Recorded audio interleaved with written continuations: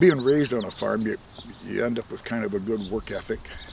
You're around your family all the time. It's not like your parents left to go to work. I mean, you were just around them all day long, doing something. The pride I take in it on our own property here is when you drive down the road and we try to keep our place looking neat.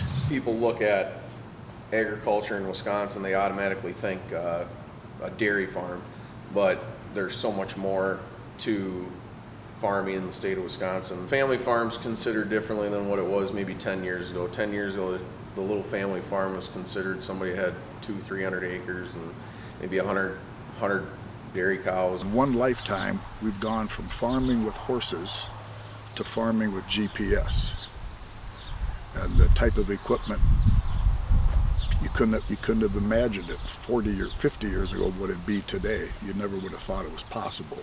The way we used to do crops, if we did 10 acres in a day, that was a big day when I was a grade school kid.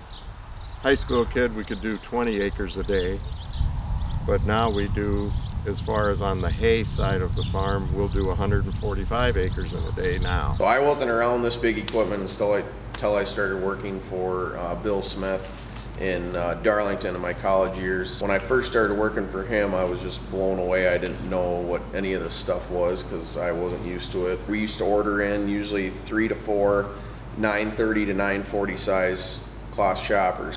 7 years later, we don't order anything smaller than a 950. In the 7 years where these farmers are trying to get more and more done in a quicker time, and it just shows how more efficient people are getting to get this crop done. 20 years ago, I was concerned if we would have a next generation to hand this farm down to. And the way Eric likes to be involved, he likes to come up with new ideas, and there's nothing you can replace youth with. I take pride in the fact that if our grandfather and great uncle and father came back here, that they would be proud of what we've done, that they started. You kind of feel your relatives, your ancestors, because you know some of them. You've heard stories about the other ones, and they farm this same land. You kind of have that connection. Hard to explain unless you lived it.